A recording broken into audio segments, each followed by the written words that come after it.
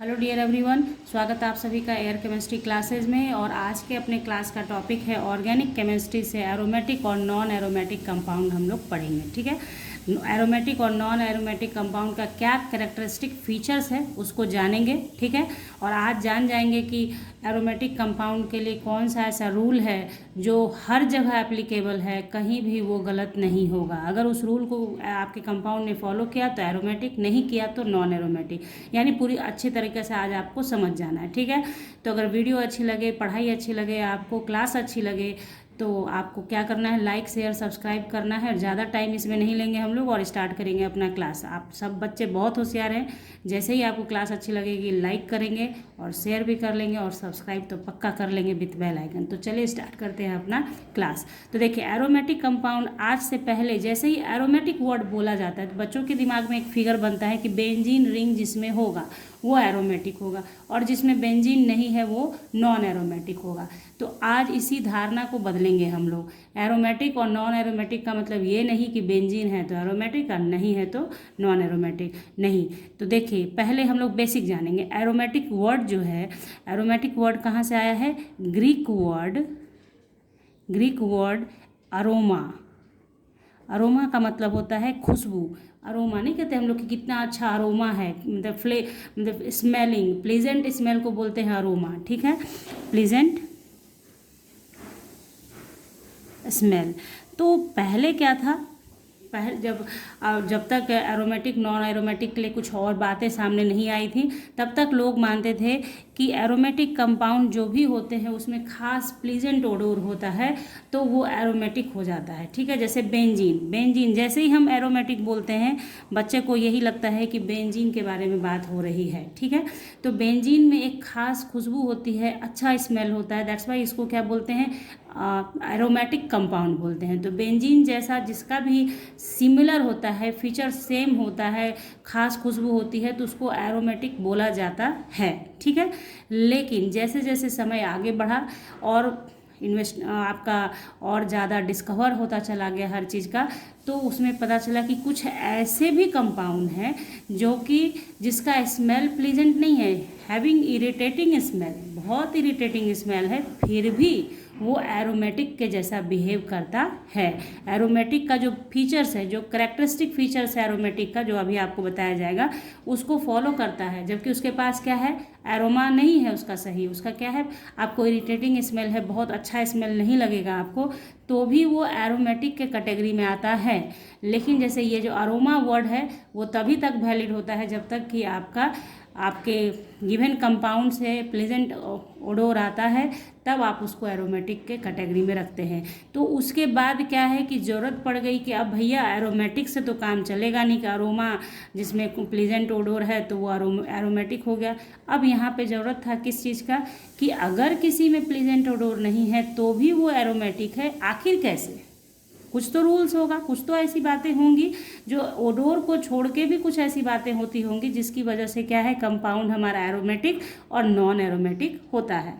तो बस इसी चीज़ को अभी हम लोग जानेंगे कि कब कोई कंपाउंड एरोमेटिक होगा, कब कौन सा नॉन एरोमेटिक होगा। ठीक है, तो रूल्स को हम लोग देखेंगे, ध्यान से रूल को समझिएगा और आपका काम हो जाएगा इस चीज़ का। ठीक है, तो ये जो मैंने अभी बताया ये क्लास 10th तक जो पढ़ना था आपको, कि अभी तक आप जो जान रहे थे वो मैंने बताया कि ये होता है एरोमेटिक का मीनिंग, और आप ऐसे समझते हो वैसे समझते हो। अब जो आप थोड़े से स्मार्ट हो गए, थोड़े से बड़े क्लास के हो गए, अब आप समझेंगे कि आखिर कैसे पहचान करेंगे एरोमेटिक का। तो लिखेंगे important points for aromatic compound.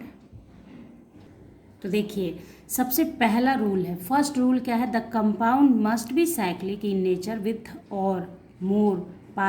One or more pi electrons in conjugated position. यानी कि एक और एक से ज़्यादा पाई इलेक्ट्रॉन्स प्रेजेंट होगा इन कंजुगेटेड पोजीशन, यानी एक अल्टरनेट एक। ठीक है, कंजुगेटेड पोजीशन का मतलब होता है एक छोड़कर एक। ठीक है, alternate position. Okay, question rule number 2 है हमारा, the compound must take part in substitution reaction. Compound जो होगा वो सब्सटीट्यूशन रिएक्शन में पार्ट करेगा। ठीक है, सब्सटीट्यूशन मतलब सब्स्टिट्यूट कर देगा, एक को रिप्लेस करके दूसरे का वहाँ पे जगह बन जाना। सब्स्टिट्यूशन आप समझते हैं, तो सब्स्टिट्यूशन रिएक्शन में पार्टिसिपेट करेगा। नहीं आता है सब्स्टिट्यूशन तो समझ जाइए कि सब्स्टिट्यूशन का मतलब होता है सब्स्टिट्यूट कर देना, यानी एक को हटाकर उसके जगह पे अपना पोजीशन ले लेना। ठीक है। दूसरी रूल नंबर 3 है हमारा, it must be flat having tendency to show resonance, यानी कि ये जो होगा आपका फ्लैट होगा, हाँ प्लेनर मॉलिक्यूल होगा। ठीक है, और फ्लैट का मतलब वही होता है प्लेनर होगा हाइब्रिडाइजेशन के अकॉर्डिंग, और having tendency to show resonance, resonance show करने का टेंडेंसी होना चाहिए। ये रूल नंबर 3 हुआ। ठीक है, कि रेजोनेंस भी शो करेगा, फ्लैट होगा, तो जब फ्लैट होगा तब जब उसका प्लेनर होगा स्ट्रक्चर, ओके, तो वो हाइब्रिडाइजेशन से पता चलता है। ओके, तो सारी वीडियोस है चैनल पे बच्चों हाइब्रिडाइजेशन से रिलेटेड और रेजोनेंस से रिलेटेड, वो सब आप देखेंगे, आपको सब कुछ समझ में आ जाएगा। ठीक है, देखिए नेक्स्ट रूल है हमारा, देखिए compound must follow Huckel's rule. तो हकल्स रूल हकल साहब का दिया हुआ रूल है, जिसे उन्हीं के नाम पर कहा जाता है हकल्स रूल। बस आपको कोई रूल याद रहे ना रहे, यहाँ तक आपने नहीं कुछ समझा चलेगा, लेकिन यही रूल है जो रामबाण है इस पूरे क्लास का। एरोमेटिक नॉन एरोमेटिक का सबसे बड़ा रूल यही है कि अगर कोई कंपाउंड हकल्स रूल को फॉलो करता है तो वो एरोमेटिक है, चाहे वो बेंजीन रिंग की तरह हो, चाहे वो बेंजीन रिंग के अलावा यानी कि जो कि बेंजेनोइड हो, नॉन बेंजेनोइड हो, कुछ भी हो, अगर वो एरोमेटिक तभी होगा जब वो हकल्स रूल को फॉलो करेगा। अगर नहीं फॉलो करता है तो वो नॉन एरोमेटिक हो जाएगा। बात आ गई समझ में आपके? ये जो रूल मैंने यहाँ लिखाया, ये रूल किसके लिए है? एरोमेटिक के लिए है। जो भी इसको फॉलो नहीं करेगा वो नॉन एरोमेटिक हो जाएगा। बात आ रही समझ में? तो सबसे मोस्ट इंपॉर्टेंट रूल आज के क्लास का यही है, हकल्स रूल। भूलिएगा नहीं, याद रखिएगा, बहुत सारा ऑब्जेक्टिव क्वेश्चन इससे आता है, बहुत सारा काम आपका इससे हो जाएगा। ठीक है, तो ये हकल्स रूल कहता क्या है, इतना मैंने कहा, इतना जोर दे के हकल्स रूल कहता ये है कि a cyclic compound will behave as aromatic compound if it contains 4n plus 2 pi electrons where n equal to 0 1 2 3, fraction में नहीं होगा, होल नंबर ही होगा। ठीक है, n इक्वल टू, अगर इस रूल को कोई फॉलो करता है, कोई भी कंपाउंड अगर इस रूल को फॉलो करता है तो समझिए कि वो एरोमेटिक है। अब हम लोग समझेंगे कि इस रूल को फॉलो कैसे करना है। आप इस रूल को भूलिएगा नहीं। 4n plus 2 pi electron where n equal to 0 आ सकता है, 1 आ सकता है, 2 आ सकता है, 3 आ सकता है। अगर फ्रैक्शन में आ गया तो समझिएगा कि वो नॉन एरोमेटिक है। n इक्वल टू 0 1 2 3 आया तो एरोमेटिक, और फ्रैक्शन या कुछ और आ जाता है तो आप समझेंगे कि वो नॉन एरोमेटिक है। अब इस रूल को हम लोग अप्लाई करते हैं। ठीक है, तो देखिए मैंने क्या कहा कि बेंजीन रिंग होगा तो बेंजेनोइड, और बेंजीन रिंग के बिना वाला होगा तो नॉन बेंजेनोइड हो जाएगा। ठीक है, तो देखते हैं कि इस रूल को कैसे फॉलो करवाना है। अब देखिए ये बेंजीन है और ये जो आप देख रहे हैं ये क्या है? नेप्थलीन है। ठीक है ना, तो देखिए बेंजीन एरोमेटिक है या नहीं, ये कैसे पता लगाएंगे? हकल्स रूल से। तो हकल्स रूल कहता है कि compound containing 4n plus 2 pi electron और n बराबर 0 1 2 3 आता है तब समझेंगे कि एरोमेटिक है, नहीं तो नॉन एरोमेटिक है। तो जब इसको सॉल्व करते हैं तो ऐसे लिखते हैं 4n plus 2 equals to pi electron. ठीक है, ऐसे करते हैं। ओके, इक्वल्स टू, क्योंकि सॉल्व मैथमेटिक्स सॉल्व करना है तो इक्वल्स टू होना चाहिए।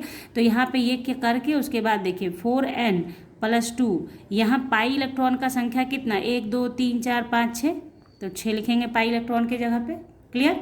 तो फिर क्या हो जाएगा? 4n बराबर 6 - 2 यानी कि 4, तो n बराबर कितना?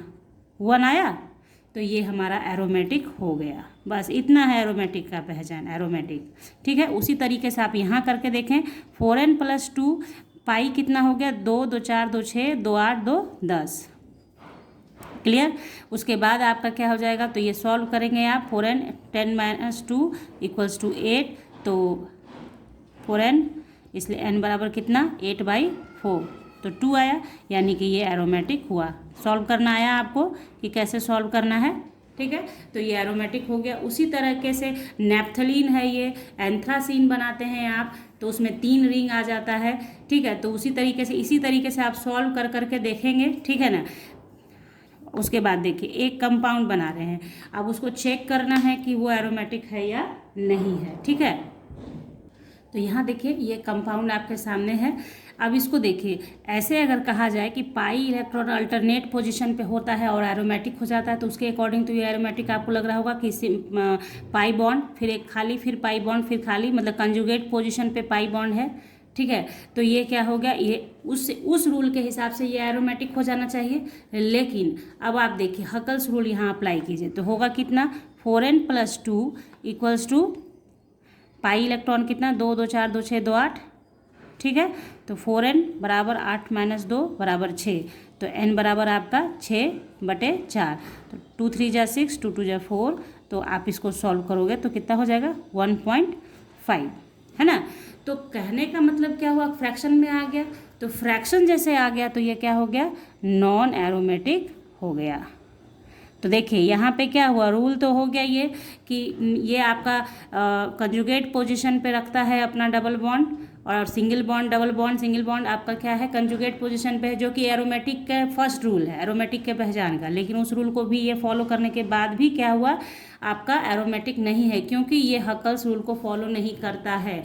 यानी आपके लिए मोस्ट इम्पॉर्टेंट हो जाता है सिर्फ इस चीज़ को जानना कि any compound follow Huckel's rule aromatic, not follow Huckel's rule non aromatic. बात इतनी सी याद रखनी है आपको, ठीक है। तो ये हो गया हमारा। तो ये जो भी आप देख रहे हैं ये बेंजीन रिंग जैसा है, तो इसको बेंजेनॉइड बोलते हैं, बेंजेनॉइड। और नॉन बेंजेनॉइड देख लेते हैं। मान लीजिए ये तो हो गया कि कार्बन कार्बन सिर्फ प्रेजेंट था। अब मान लीजिए वैसा कोई रिंग हो जाए जिसमें कार्बन कार्बन सिर्फ नहीं प्रेजेंट हो, कुछ अदर ग्रुप भी आ जाए। फॉर एग्जाम्पल आप देखेंगे, मान लीजिए इस तरीके से आपने लिखा हुआ है ना, ठीक है। तो यहाँ आप डाल दीजिए, और ये लोन पेयर ऑफ इलेक्ट्रॉन है, देखिए, है ना। तो ये पायरोल है, ठीक है। तो यहाँ पे देखिए इसको अब ये कंपाउंड हो गया भैया मेरे, तो ये तो अब बेंजीन रिंग भी नहीं है इसमें, तो एरोमेटिक है या नहीं है इसका पहचान कैसे करेंगे आखिर हम लोग। तो इसके लिए क्या कीजिएगा आप, देखिए फिर यहाँ हकल्स रूल लगाइए, 4n+2 इक्वल टू पाई, तो 4n+2 इक्वल टू पाई कितना हुआ, देखिए 1 2 3 4 पाई तो दिख रहा है।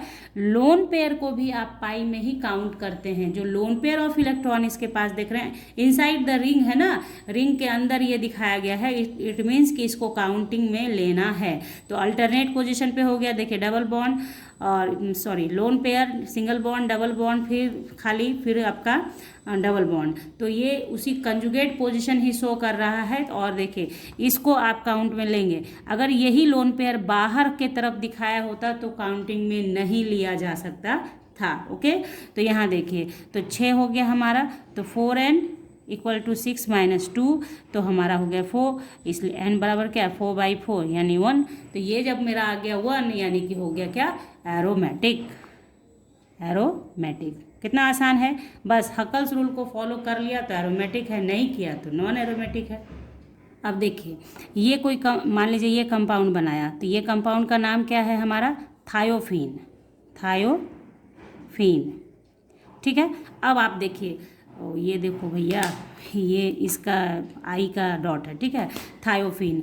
हाँ, तो ये थायोफीन है, तो इसमें देखिए इसका फिर इसको पहचान करना है कि एरोमेटिक है या नहीं है। तो जो मैंने आपको अभी जस्ट बताया कि इनसाइड रिंग जो दिया है, अगर इनसाइड रिंग है वही लोन पेयर काउंट में आएगा पाई इलेक्ट्रॉन के। बाहर जो दे रखा है, ये जो आप बाहर में देख रहे हैं, ये काउंटिंग में नहीं आता है, ठीक है, पाई इलेक्ट्रॉन के, क्योंकि ये आउटसाइड द रिंग है इसलिए। तो यहाँ पे भी देखिए जस्ट उसी तरीके से आपका सॉल्व हो जाएगा जैसे अभी जस्ट मैंने बनाया है यहाँ पे, 4n+2 6, यानी n बराबर आपका सॉल्व करके आएगा 1, ठीक है। तो ये जैसे आपने देखा उसी तरह से मान लीजिए पैराडीन होता है, तो पैराडीन क्या होता है, बेंजीन रिंग जैसा रहता है, सिर्फ n इंट्रोड्यूस हो जाता है आपका, तो इसमें जस्ट उसी तरीके से रहता है। और लोन पेयर जो नाइट्रोजन का रहता है वो बाहर रहता है, तो लोन पेयर जो बाहर है वो काउंटिंग में आएगा नहीं, इसलिए ये भी क्या हो जाएगा, एरोमेटिक हो जाएगा। 4n+2 इक्वल टू 6 हो जाएगा, तो 4n बराबर कितना, 6 - 2 यानी कि 4, तो आपका n बराबर 4/4, तो 1, तो ये भी एरोमेटिक। ये सब क्या है, एरोमेटिक हो गया, एरोमेटिक। और एरोमेटिक भी है, और कैसा है, बेंजीन नहीं है ये, तो नॉन बेंजेनॉइड, नॉन बेंजेनॉइड है, ठीक है। तो आपने समझ लिया। अब कुछ देख लेते हैं, जैसे आपने यहाँ देखा कि ये नॉन एरोमेटिक हो गया हमारा साइक्लोऑक्टाटेट्राइन, ठीक है। तो आपको बस अब इतना ही जानना है कि बस हकल्स रूल को फॉलो किया तो एरोमेटिक, नहीं किया तो नॉन एरोमेटिक। तो देखिए एक कटायन अनायन भी देख लेते हैं हम लोग कि अगर ऐसा कंपाउंड है तो वो एरोमेटिक है या नहीं है, ये कैसे जानेंगे हम लोग, है ना। तो देखिए ये क्या है, साइक्लोप्रोपीन, यहाँ पे पॉजिटिव चार्ज दिया है यानी ये कटायन है, ठीक है। ये कैसा रिंग है जिसमें कटायन कटायन है, ठीक है। तो इस पर आप देखिए क्या करेंगे, तो 4n + 2 पाई इलेक्ट्रॉन कितना, सिर्फ एक ही है क्योंकि ये तो पॉजिटिव चार्ज है। पॉजिटिव चार्ज तो तब बियर करता है जब बाहर चला जाता है इलेक्ट्रॉन, ठीक है। तो यहाँ पे सिर्फ मात्र हमारे पास पाई इलेक्ट्रॉन 2 है तो 2 लिखेंगे। तो 4n = 2 - 2 यानी कि 0, इसलिए n बराबर कितना 0/4 यानी कि 0। तो कैसा हो गया, ये एरोमेटिक हो गया, एरोमेटिक हो गया क्योंकि n बराबर 0 1 2 3 आता है तो एरोमेटिक ही होता है, ठीक है ना। एरोमेटिक हो गया हमारा। उसी तरीके से इसको देख लीजिए आप लोग। अब देखिए इसको ध्यान से देखिए, ये क्या है, साइक्लोपेंटाडाइन है, ठीक है। 1 2 3 4 5 साइड है इसलिए पेंटाडाइन हो गया। अनायन है, ठीक है। तो देखिए 4n + 2।